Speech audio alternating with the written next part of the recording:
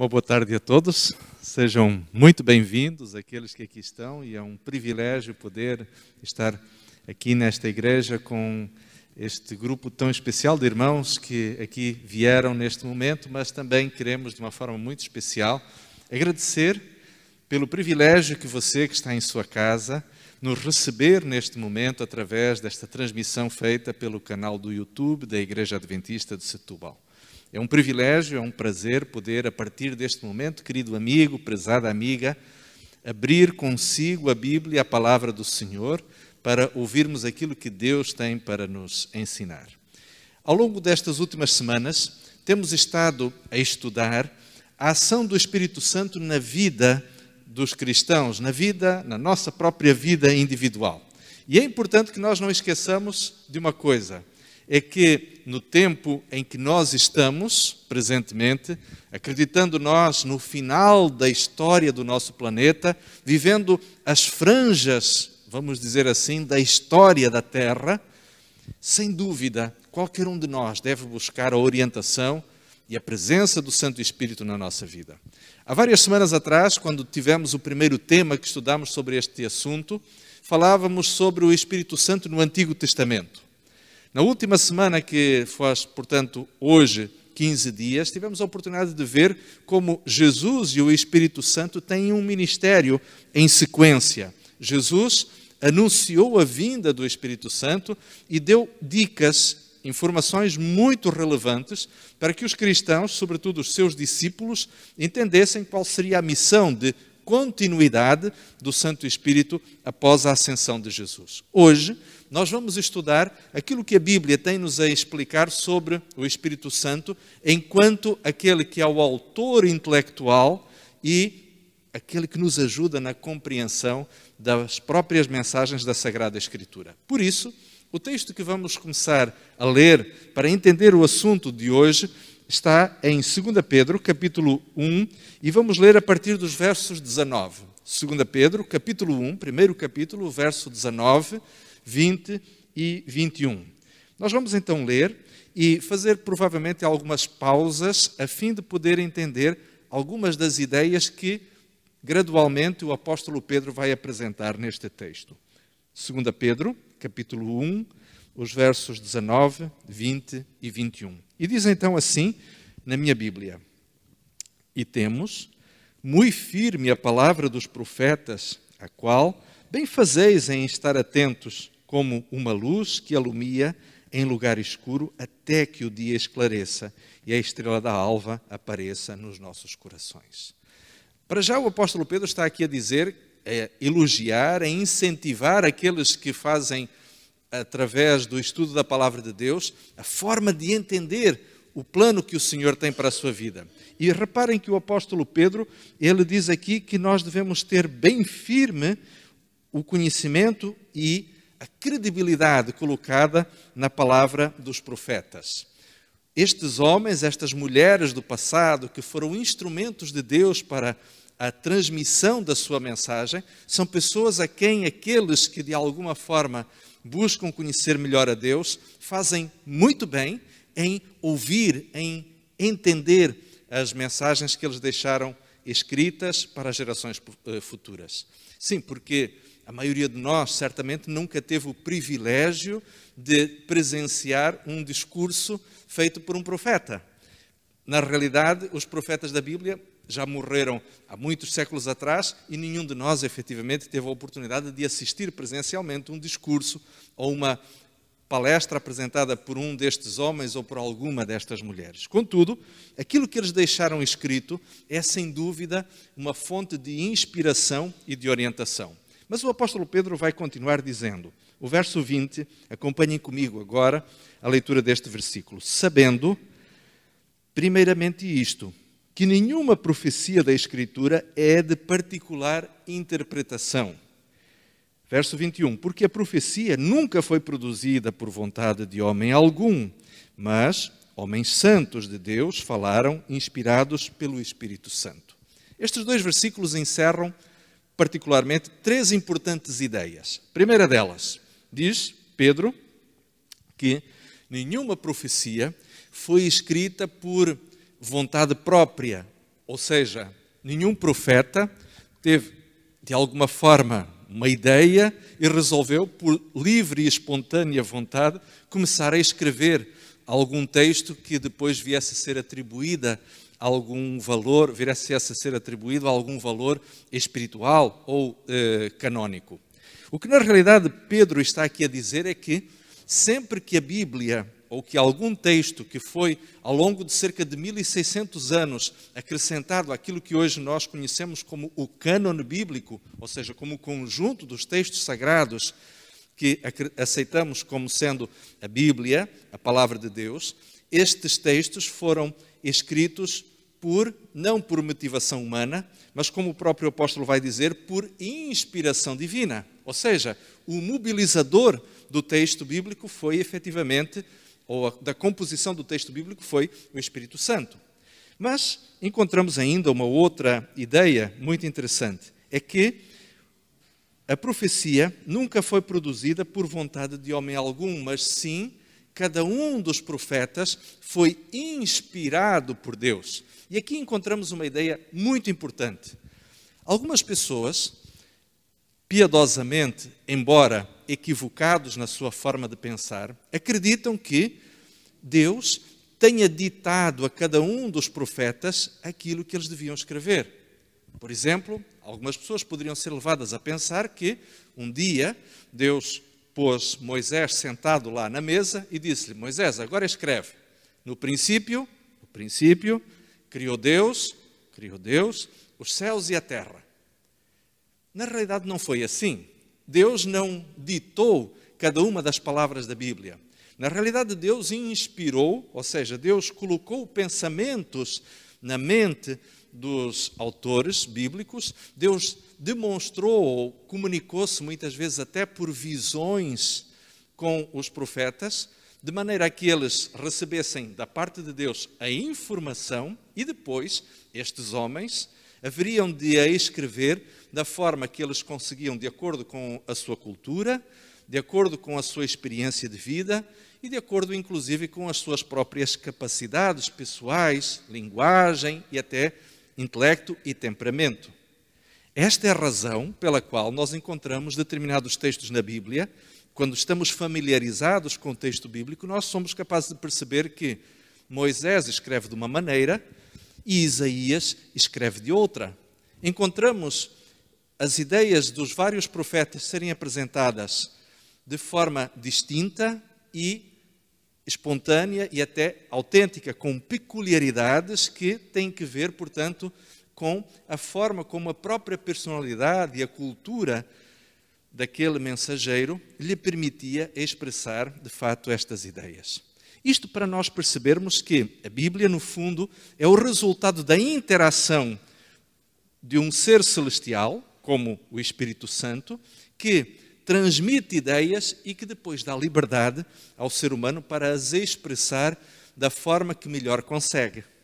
Esta, por exemplo, é a razão pela qual muitas profecias de natureza apocalíptica, sobretudo, como os livros de Daniel e de Apocalipse, muitas vezes têm expressões que se percebe claramente que o profeta estava tentando encontrar a melhor maneira de reproduzir realidades tão estranhas e às vezes até tão bizarras, que ele se viu obrigado a improvisar por meio de termos e de expressões que tentavam, de alguma forma, descrever coisas que humanamente não eram coisas fáceis de serem compreendidas.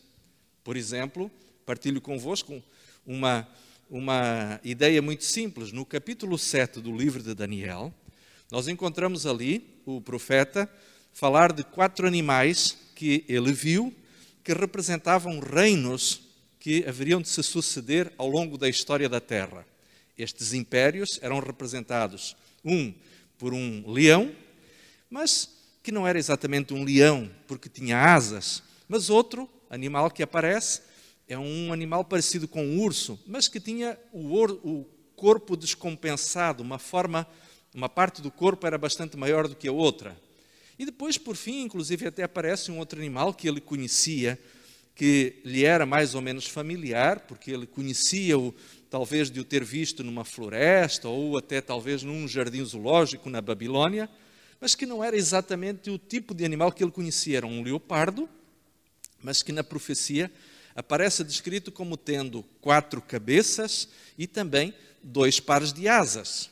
Ora, mas o quarto animal que Daniel viu na profecia, ou na visão que vai dar lugar à profecia do capítulo 7, este animal era completamente desconhecido. Por isso, Daniel vai descrevê-lo como um animal terrível e espantoso, porque não tinha nenhuma semelhança com animais com os quais Daniel estivesse familiarizado no seu conhecimento de zoologia. Bem, isto simplesmente para dizer, prezados e queridos amigos, que a palavra de Deus, ela resulta justamente da interação da divindade com o ser humano. É por esta razão que as ideias são inspiradas, ou seja, são transmitidas, os conceitos são apresentados diante do mensageiro e este tem que transformá-los em palavras humanas e conceitos humanos para que possam, de alguma forma, as realidades celestiais serem transmitidas aos seres humanos. Mas ainda existe uma terceira informação muito importante. E aqui esta terceira informação aparece justamente no final do verso 21, quando o apóstolo Pedro diz que homens santos foram inspirados por Deus. E aqui um aspecto extremamente importante. Tenho ouvido muitas pessoas em conversas de café ou entre amigos, muitas vezes dizerem que a Bíblia não é um livro confiável porque ela terá sido escrita por homens. É verdade. A própria Bíblia diz a respeito de si mesma que ela foi escrita por homens, mas não quaisquer homens. Diz a Bíblia que homens santos, pessoas de moralidade elevada, não era, diríamos assim, um alcoólatra ou um viciado em drogas que começou, diríamos assim, no meio de uma bebedeira ou num momento de euforia, de efeito de qualquer tóxico, que começou a escrever um conjunto de frases que resultavam, diríamos assim, da paranoia que ele estava a viver. Não. A palavra de Deus diz-nos que foram homens de moralidade elevada, de caráter, enfim, de grande confiabilidade.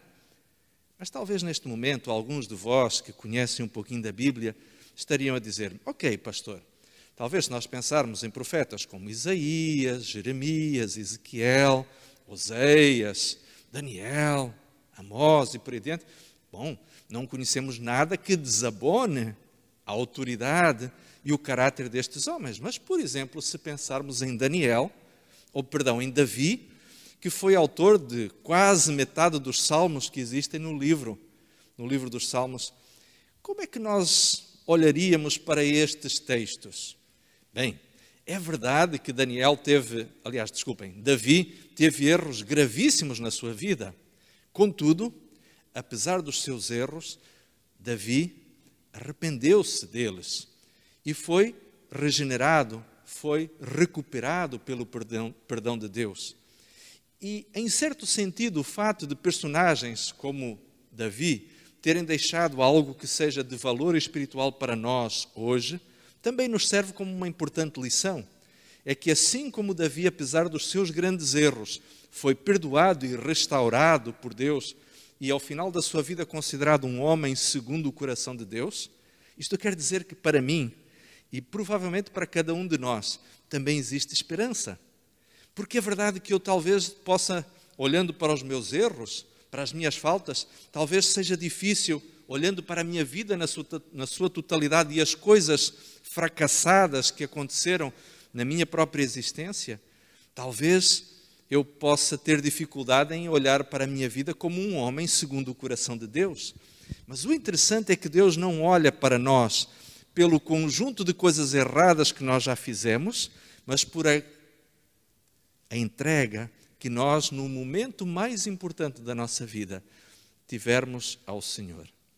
Não importa quantos erros tenhamos cometido, não importa quantas vezes tenhamos caído, o importante é um dia nós nos levantarmos e aceitarmos o perdão de Jesus Cristo e sermos justificados pelo seu sangue, para que então, aí sim, o Senhor possa olhar para nós e dizer: aqui está efetivamente alguém que, pelo sangue de Jesus Cristo, é justificado e é colocado como um troféu da misericórdia e da graça de Deus no seu santo templo. Que esta verdadeiramente seja a experiência de cada um de nós. Mas, voltando novamente ao texto bíblico, é importante nós não esquecermos isto. O texto das Sagradas Escrituras, cada livro, cada capítulo, foi escrito por pessoas que merecem a nossa confiança. Pessoas que tinham uma moralidade acima da média. Pessoas que eram honestas intelectualmente, espiritualmente e também em termos religiosos. Por isso, a Bíblia é um livro confiável. Estas pessoas que receberam da parte de Deus mensagens relevantes e de grande importância para a humanidade, foram também fiéis na expressão e na apresentação destas mesmas mensagens. E agora aqui, queridos amigos, talvez venha a grande questão. E quando nós muitas vezes, porque esta não é uma realidade que seja tão incomum assim, quando nós pegamos a palavra de Deus e lemos um capítulo, outro capítulo e não entendemos o que está ali a ser apresentado. Quantas vezes já não nos aconteceu isto? Quantas vezes eu não encontro pessoas que me dizem: pastor, eu não consigo entender aquilo que estou a ler na Bíblia. Bom, aqui uma importante mensagem. E esta talvez seja a quarta ideia que o apóstolo Pedro apresenta aqui, sem a referir de forma direta. A quarta ideia é que, se o Espírito Santo é o autor intelectual da Bíblia, então ele também é a pessoa mais adequada para nos explicar aquilo que a Bíblia quer dizer. Porque se nós recorrermos, cada vez que vamos estudar a Bíblia, recorrermos à orientação do Espírito Santo para nos ajudar a entender o que a Bíblia quer dizer, ninguém melhor do que o seu autor para explicar aquilo que um livro quer dizer a quem o está a ler. Por isso, então, nós temos o grande e alto privilégio de poder pedir ao Espírito Santo que nos explique aquilo que há séculos atrás ele impressionou a mente de homens a escreverem para que chegasse até aos nossos tempos. Isto não é bom? Isto não é maravilhoso? Por isso, queridos amigos, nós não temos problemas de poder entender a Bíblia, porque se com honestidade, com franqueza, nós pedirmos a orientação do Espírito Santo para nos ajudar a entender aquilo que aqui está escrito, certamente o Espírito de Deus nos haverá de ajudar a entender estas mesmas verdades. E aqui está uma ideia muito importante.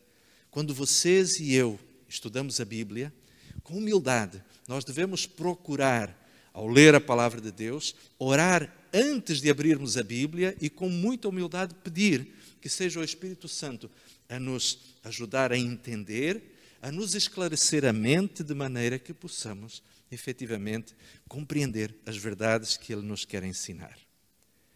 E já agora, prezados amigos, nós estamos numa reunião de oração. Eu gostaria justamente de vos propor, neste momento, um instante em que nós curvássemos a nossa cabeça e pedíssemos ao Senhor: Senhor, dá-nos esta tal capacidade de entendermos a Tua palavra. Que seja o Teu Santo Espírito a ensinar-nos, não só daqui para a frente, tudo aquilo que nós vamos ter a oportunidade de estudar ainda hoje, mas que em cada dia, em cada semana, no nosso estudo devocional da palavra de Deus, seja o Teu Santo Espírito a acompanhar-nos, a segredar-nos ao ouvido e a iluminar-nos a mente com ideias esclarecedoras sobre a verdadeira mensagem que Ele quis transmitir quando os escritores, há séculos atrás, escreveram aquilo que nos chegou até nós. Vamos orar então? Vamos curvar a nossa cabeça. Querido Deus, nós Te agradecemos muito por este livro maravilhoso que temos em nossas mãos, que é a Sagrada Escritura. Te agradecemos pela forma surpreendente com que como a Bíblia chegou até nós através de um longo e cuidadoso processo de inspiração, onde homens, ao longo de mais de 16 séculos, com contextos culturais muito distintos, todos eles foram movidos pelo mesmo Espírito que, em bondade, impressionou as suas mentes para que eles pudessem nos transmitir até ao nosso tempo verdades que são fundamentais para conhecermos o teu plano para a nossa vida, para entendermos como o Senhor nos ama e para recebermos também as garantias das tuas promessas que nos fazes com certezas que nos podem fundamentar e fortalecer a fé, mesmo no meio das lutas e das dificuldades deste mundo. Mas, ao mesmo tempo, também te agradecemos, porque a Bíblia nos revela de uma forma que não deixa nenhuma dúvida qual será o plano de redenção que o Senhor elaborou para que cada um de nós possa sair deste mundo, deixar esta terra de pecado para ir poder viver num mundo, numa realidade como a nossa vida sempre deveria ter sido, de acordo com os teus planos eternos. Obrigado, Senhor, porque a tua palavra também nos diz que é o teu Santo Espírito, o mesmo que inspirou os homens, os escritores no passado, que está disponível para nos esclarecer estes mesmos conceitos, de maneira que nós os entendamos e os guardemos no nosso coração. Por isso, querido Pai, te pedimos com humildade que cada vez que nós nos aproximarmos da tua palavra, o possamos fazer com reverência, mas também com uma intelectualidade aberta para compreendermos aquilo que vamos estudar. Ajuda-nos, bondoso Deus. Nós te pedimos isto, na certeza que o Senhor não deixará de cumprir na nossa vida esta mesma realidade. Te agradecemos em nome de Jesus Cristo. Amém, Senhor. Amém. Bom, mas a nossa meditação não acaba aqui e nós vamos ver ainda um outro texto, ou mais outros 3 textos, e o texto que vos convido agora, o livro que vos convido a buscar, é o capítulo 16 do livro de São João. Evangelho de João, capítulo 16, e vamos ver o verso 13. Este texto já o tivemos a oportunidade de ler há algumas semanas atrás, contudo, ele reveste-se de grande importância neste momento, porque tem que ver com a forma como o Espírito de Deus nos ajuda a entender a Bíblia. O verso 13, João, capítulo 16, verso 13, diz assim: Mas quando vier aquele Espírito da verdade, ele vos guiará em toda a verdade, porque não falará de si mesmo, mas dirá tudo o que tiver ouvido e vos anunciará o que há de vir. Então, encontramos aqui 4 ideias muito importantes. Simples, mas 4 ideias muito importantes. Primeira ideia, o Espírito é o Espírito da verdade. Quer dizer, portanto, que o Espírito Santo, ele tem um compromisso com a verdade. Segunda ideia que aparece neste versículo é que este mesmo Espírito da verdade nos guiará aonde? Ou no quê? Nos guiará na verdade. Mas reparem que o texto diz que ele nos guiará em toda a verdade. É muito importante nós entendermos isto aqui, porque alguns cristãos, muito bem intencionados, pessoas que amam profundamente o Senhor e a sua palavra. Mas eu conheço muitos cristãos que dizem, bom, para nós, a parte da Bíblia que interessa são os evangelhos. É a parte do Novo Testamento. O Antigo Testamento faz parte da antiga aliança e já não tem importância. Querido amigo, se você na sua espiritualidade acredita nisto, repare que Jesus disse que o Espírito Santo nos ensinaria toda a verdade. Para Deus não existem partes da Bíblia que deixaram de ser importantes. Em Malaquias, no capítulo 3, é dito ali, eu, o Senhor, não mudo. Uma das razões pelas quais Deus é um ser confiável é porque a sua palavra não muda e não tem propósito de alteração, não importa se passam 1000 anos, ou 2000 anos, ou 3000 anos. A palavra de Deus, dita há 3500 anos atrás, continua a ter o mesmo valor e continua a ter a mesma relevância que tem hoje, assim como teve no passado. Portanto, o Espírito Santo, ele nos ensina toda a verdade. Ensinar apenas parte da verdade é algo, diríamos assim, que não está em sintonia com o propósito de Deus.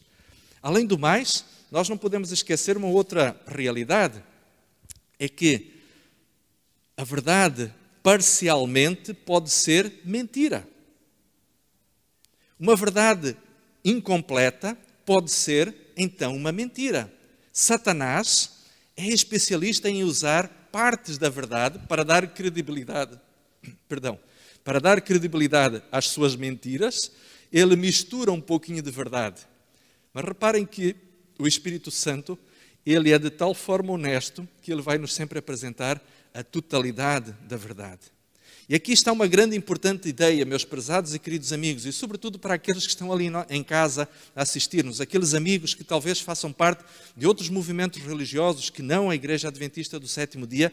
Reparem, querido amigo, é muito importante que você e eu tenhamos esta noção de que o conhecimento da Bíblia tem que ser um conhecimento na sua globalidade. A compreensão da palavra de Deus tem que ser na sua globalidade. Aqueles que dizem que uma determinada parte da Bíblia não tem mais valor, ou que caducou, ou que uma parte da vontade de Deus para a nossa vida já não é necessária porque foi abolida, talvez alguma coisa não esteja muito bem, porque a palavra do Senhor diz que o Espírito nos guiará em toda a verdade.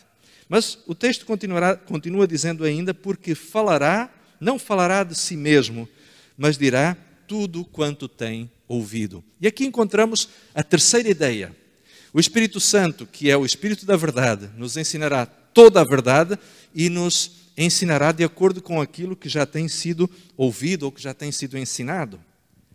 Esta ideia é importante e fixem, por favor, este conceito. O Espírito de Deus nunca vai revelar nada que não esteja em sintonia com tudo aquilo que já foi revelado no passado. Um exemplo muito simples. O Espírito de Deus nunca vai dizer que é para guardar o domingo, quando em toda a Bíblia nós encontramos o quarto mandamento a ser apresentado como um mandamento que continua válido e que continuará até ao final da história da humanidade e por toda a eternidade.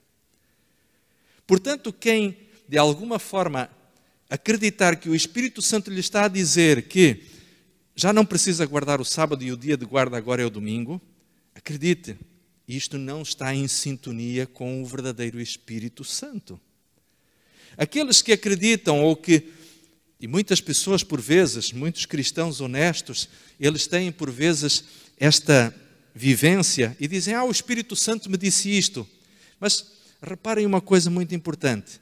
É verdade que o Espírito Santo pode falar com cada um de nós, mas efetivamente o Espírito Santo, aquilo que ele nos vai dizer, sempre será em sintonia com aquilo que a palavra ensina. Por quê? Porque é o Espírito Santo o autor das mensagens da Bíblia. Então ele nunca nos vai dizer que é para nós fazermos uma coisa contrária àquilo que está escrito na Bíblia. E isto é um elemento muito importante. Esta é, portanto, a terceira ideia. Mas agora reparem na quarta ideia que Jesus apresenta neste versículo. Ele diz, e ele vos anunciará o que há de vir. Há um elemento muito importante. Muitos cristãos hoje estão talvez focados, por exemplo, no estudo dos evangelhos. E é excelente. Não há coisa mais importante para nós como cristãos do que conhecermos a palavra de Deus e conhecermos o que os evangelhos ensinam. Porque é ali que está a essência dos ensinamentos de Cristo. Mas reparem que um dos fortes enfoques do Espírito Santo será justamente anunciar o que há de vir.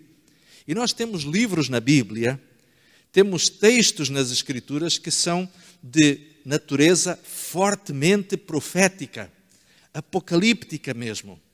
Livros como Daniel e Apocalipse. Textos como Mateus capítulo 24, Marcos 13 e Lucas 21, que são capítulos proféticos, onde Jesus anunciou de forma resumida os grandes acontecimentos que sinalizariam a brevidade da sua vinda e o final da história do planeta. Estes capítulos são fundamentais para o conhecimento e para a preparação de todo o cristão que vive presentemente, porque nós estamos a viver de forma clara os últimos momentos da história da Terra. Cada dia que passa, literalmente, é um dia mais próximo da vinda de Jesus. E reparem que o Espírito Santo nos anunciará, ele nos fará perceber e entender os grandes eventos que estão para acontecer. Mas vamos ver ainda um outro texto. No mesmo livro de João, agora no capítulo 14, o verso 26. Evangelho de João, capítulo 14, verso 26. Jesus, também falando sobre o Consolador, ele diz: mas aquele Consolador, o Espírito Santo, que o Pai enviará em meu nome, esse vos ensinará todas as coisas. Reparem, Jesus, ele deu atenção a esta expressão, todas as coisas que vos... ele vos ensinará todas as coisas e vos fará lembrar tudo quanto vos tenho dito. E reparem, o Espírito Santo, ele não tem, diríamos assim, uma abordagem seletiva à mensagem da Bíblia. O Espírito Santo não apresenta apenas uma parte do Evangelho, mas sim a totalidade do Evangelho. Ele recordaria todos os ensinamentos de Jesus. Ele nos faria recordar tudo aquilo que Jesus havia dito e havia ensinado. Por isso, queridos amigos e prezados irmãos, é muito importante nós termos um conhecimento que nos permita ter uma noção alargada daquilo que a Bíblia ensina. E não apenas um conhecimento da Bíblia que está focado apenas em partes do Evangelho ou em peculiaridades de certas mensagens que possam ser mais convenientes à vida do ser humano ou aos nossos próprios gostos. A religião não é uma experiência à la carte, como um restaurante onde eu vou e sirvo um pouco disto porque me agrada mais, e mais um pouco daquilo porque também gosto daquilo, ou vou pegar um pouco daquilo outro porque vou experimentar para ver se aprecio ou não. A religiosidade não é uma experiência à la carte. Existe um pacote que Deus apresenta, que Deus coloca, para que nós possamos desenvolver uma vivência que seja completa, que seja amadurecida. Mas o último texto que vos gostaria de convidar a vermos encontra-se na primeira epístola de Paulo aos Coríntios. 1 Coríntios, capítulo 2. E vamos ler os versos 14 e 15. 1 Coríntios, capítulo 2, os versos 14 e 15. E aqui, Paulo, que é o autor desta carta, ele está a escrever, a falar a respeito de dois tipos de seres humanos que existem. Dois géneros de três que existem em termos espirituais.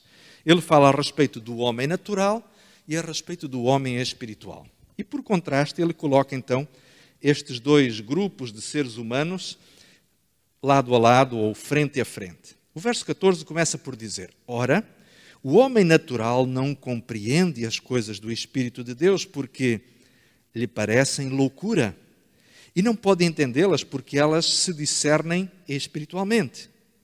Mas o que é espiritual discerne bem tudo e ele de ninguém é discernido. Ou seja, aquilo que o apóstolo Paulo está a dizer é o seguinte: existem duas categorias de pessoas. Existem aquelas que são seres humanos naturais, que independentemente de terem um grau cultural elevado ou de serem pessoas inteligentes, de intelectualidade vivaz, ainda assim, ao olharem para as coisas espirituais, não as entendem.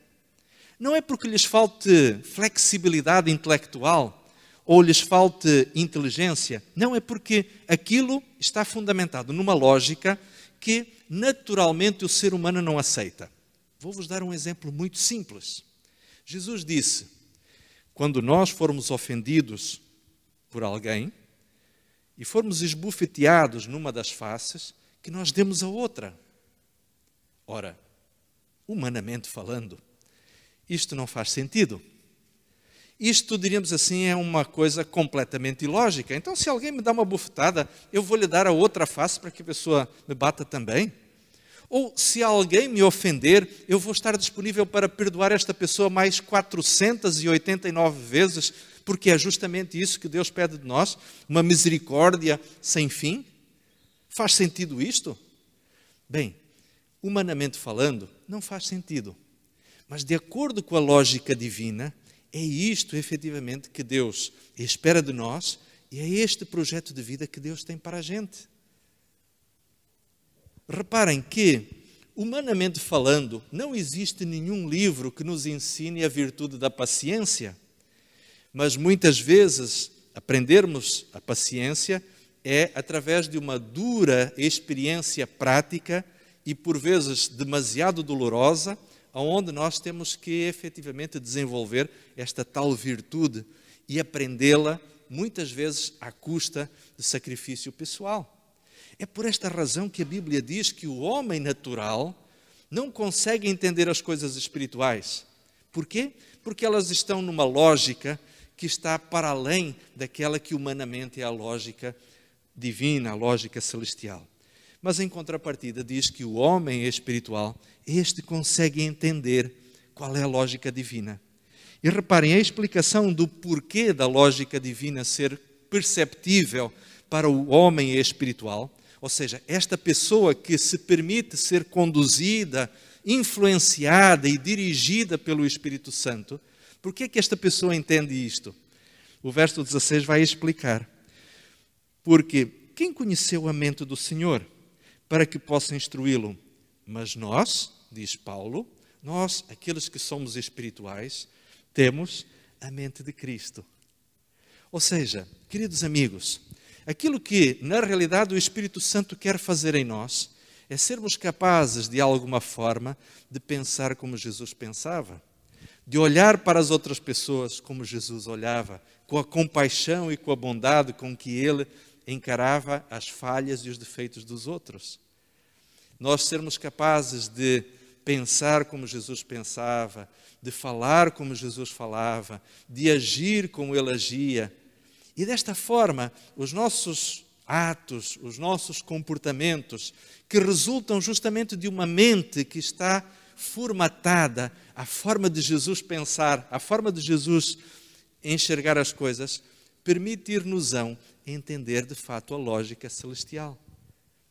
Se eu tiver um coração vingativo, egoísta e arrogante, claro que jamais poderei aceitar o fato de alguém me dar uma bufetada e eu oferecer a outra face para que ele lhe bata também.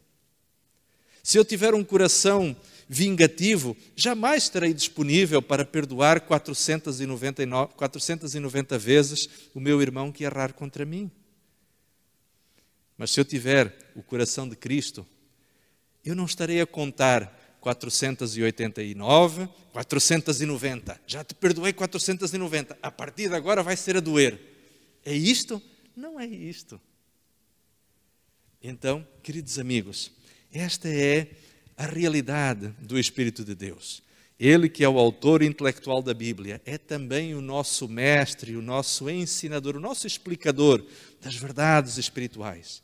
Mas é principalmente ele que, através da sua disponibilidade para influenciar a nossa mente e o nosso caráter, pode fazer com que a mente de Cristo seja implantada no nosso próprio intelecto, na nossa própria personalidade, no nosso próprio temperamento, de maneira que nós nos assemelhemos a Jesus, porque passamos a ter a mente de Cristo. Passamos a falar como Jesus falava, a pensar como Jesus pensava e a agir como Jesus agia. Meus queridos amigos, precisamos do Espírito Santo para esta importante tarefa? Eu preciso. E preciso cada dia. E acredito que cada um de nós, tendo na ação do Espírito Santo o seu grande colaborador neste processo que a Bíblia chama de santificação, possamos ser vitoriosos, porque nós podemos tudo naquele que nos fortalece. Que o Senhor nos abençoe e nos fortaleça verdadeiramente nesta realidade. Que Deus abençoe cada um de nós, é a minha oração nesta noite.